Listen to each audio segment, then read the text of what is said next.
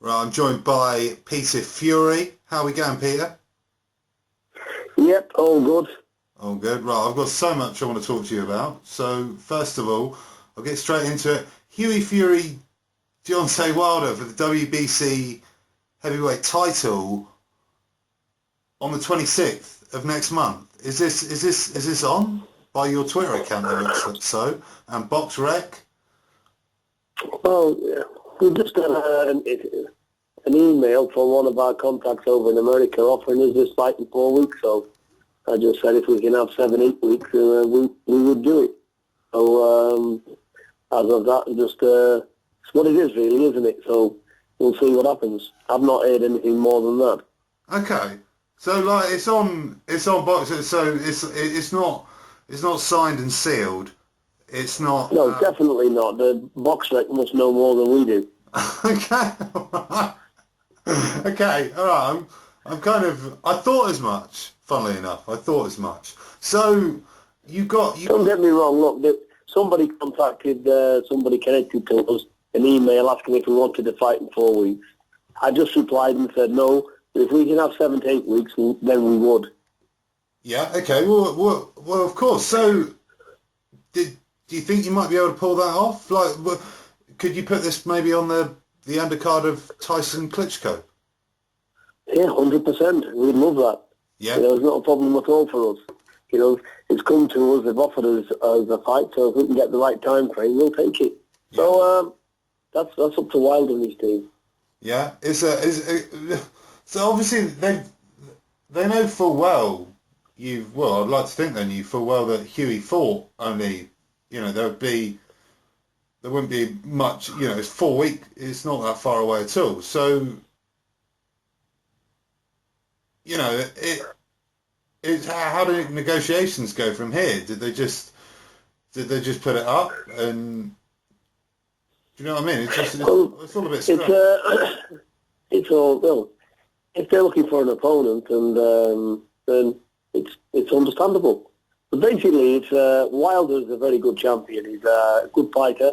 Yeah. I've got a lot of respect for him and a lot of respect for his team. They're doing a great job. Basically, look, if ideally you is two or 3 years away, but notwithstanding that, for a WBC title fight, 100% he'd take it. He'd go in there to win it. So it'd be a chance in a lifetime thing, and he definitely wouldn't pass it up. So if we could have the 7 or 8 weeks, I see something on Box like 26th of September, no problem at all. He'd be up for taking it.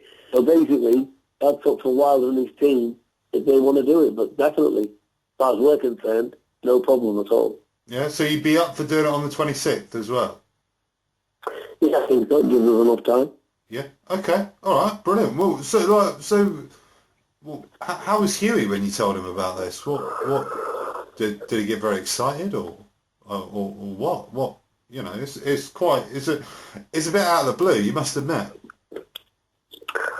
Not really. They're doing a job. They're professionals, aren't they? They're doing a job every day. If you said to Hughie, Tyson's had to fall out, he's taking his place and fighting Wladimir, Hughie wouldn't be interested. They've both got that steely mentality. Yeah. They don't. They're not overawed by anybody. No. Okay. Well, this is interesting. So, like Wilder, a lot of people have said his record's a bit pallid. You say he's a good champion. A lot of, obviously, this is all I've been talking about to a lot of friends within the boxing world since the news sort of came out. A lot of us were sort of under the impression Wilder hasn't fought anyone with the raw talent Hughie's got. Would you agree with that? Well, Hughie's working on total boxing skills. His power is very underestimated because Hughie is not sitting on his shots. He's not told to sit on his shots. He's told to box and get the rounds in. And don't forget, he's boxing people that doesn't fall over. We're getting in tough opponents to those are 10 rounds. Because I'm not looking on impressing the public with one fight. I want to see Hughie learn his boxing trade properly.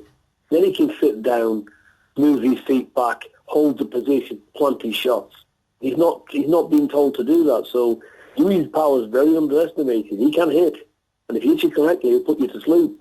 Look, he hit Arias, and Arias wobbled in the second round. He was hurt, So he can punch. But basically, when you look at Hughie fighting, he's constantly moving. And he's moving and firing shots, which is a very, very difficult thing to do, as well as get power in him. Yeah. So that's where we're at. So like I said, every fight's different, strategies are different, and you'll see a different Hughie when he fights again in October. Okay. All right, brilliant. Well, so talking about the Arias fight, I haven't spoke to you since then. What did you make of that fight? I made okay of it. There's always room. Hughie's a work in progress. We're not saying he's the next WBC champion of the world. We're not saying he's the IBF or whatever. He's a work in progress. He's 20 years of age, and he's a work in progress. But the potential in him is phenomenal.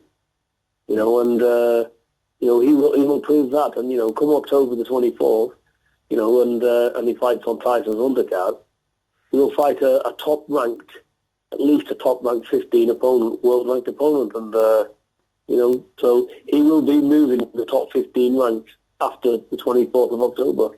Okay, brilliant. Well, so moving on to how's preparation going with Tyson? Obviously, we've got all we're talking about is world title shots at the moment. How's everything going there, Peter? Yeah, everything's going well. Like I said, when Tyson steps into that ring, he'll be in the best shape mentally and physically of his life. There won't be a stone unturned for this fight, and there can't be. So he's fighting a very, very good champion in Wladimir, so it's going to be a great fight. It's a fight that we're all very much looking forward to. Okay, brilliant. Well, great to hear. And one other thing, Peter, I heard Eddie Chambers was coming back to train with you. Is that correct? Well, yeah, he's never really left. He went over to America there. He went back to his family, which is perfectly understandable. Yeah, of course. You can't leave your family for years on end, especially when you're not getting the big breaks here in England, because he's done well over it. He made himself a name. He got back in the mix. And, Eddie's a threat to anyone. I think he signed up with Al Heyman now. Yeah. And hopefully they'll get him the fights. And as soon as he gets a credible fight, he'll be back behind him in camp. Excellent. And have you spoken to Eddie recently? Is he close to getting a fight, do you think? Yeah, I speak to Eddie regularly all the time, just to basically ask how he is, how the family is, and everything else. And he's working on it. I think he's still sorting out some promotional issues, and we're just waiting on Eddie. Really, it's him. Okay. All right, brilliant. Well, a lot of people have been talking about, I don't know if you've got your eye much on Steve Cunningham fights Antonio Tarver in about 10 days' time. There's been a lot of talk Eddie will fight the winner of one of them. What would you make of that? Yeah, it's a good fight, Steve's a very good fighter. Yeah. Antonio Tarver's a good fighter as well, southpaw.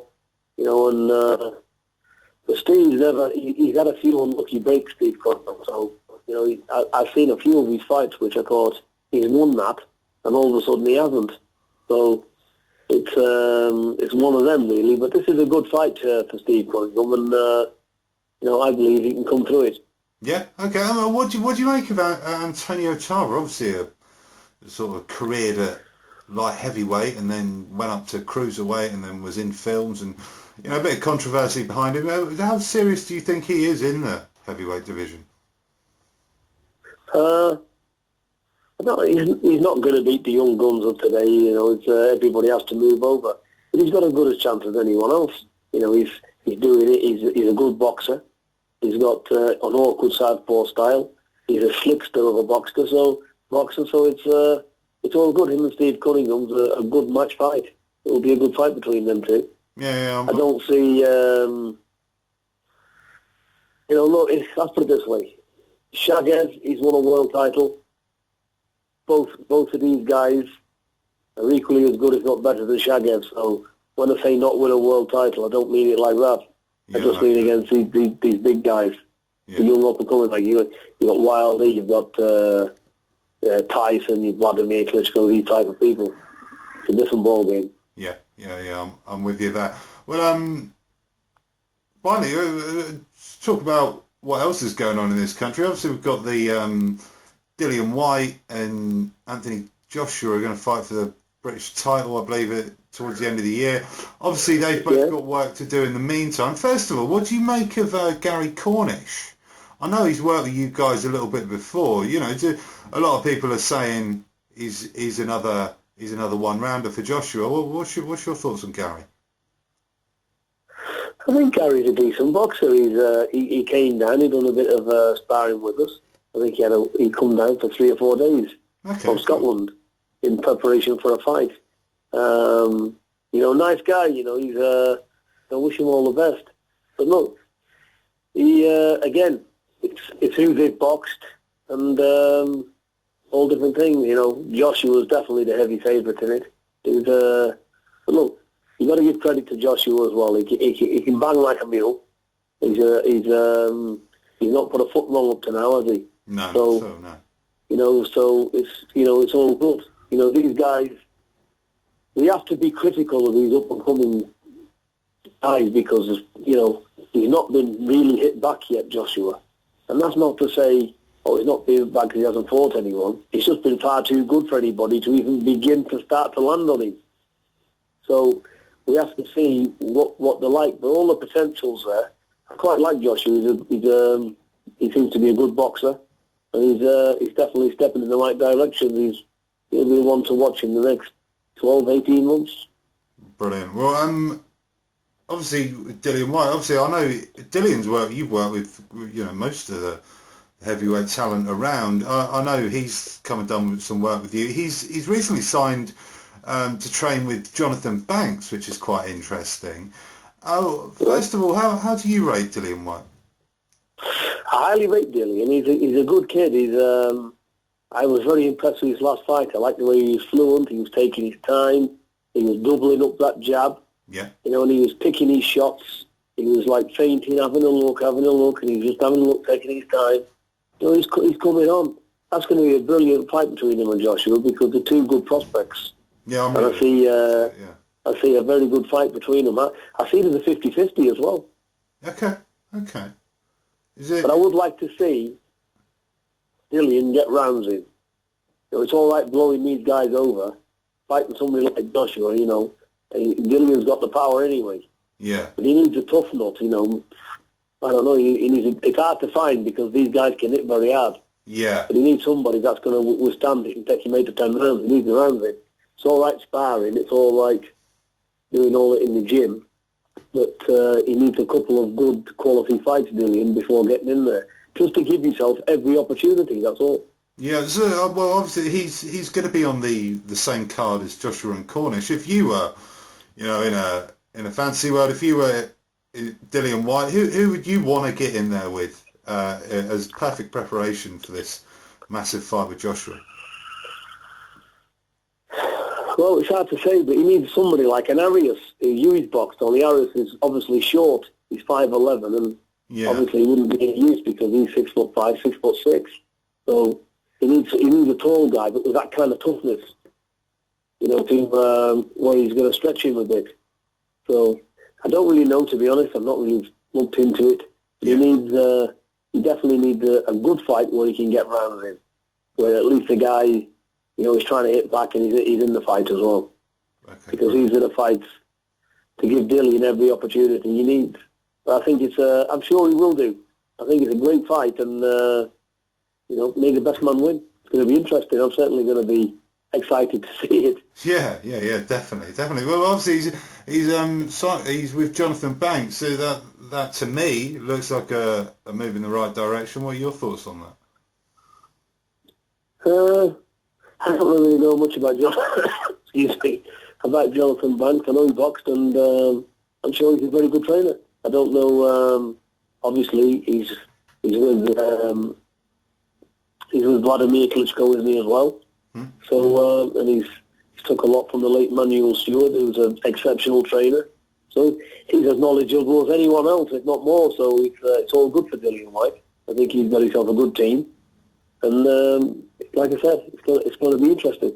Yeah, will be. Definitely will be. Well, finally, I'll end on there. I just wanted to check, what's the sort of schedule for you guys? I suppose trying to work out what's going on with Hughie at the moment. But are you kind of used to that world these days, Peter?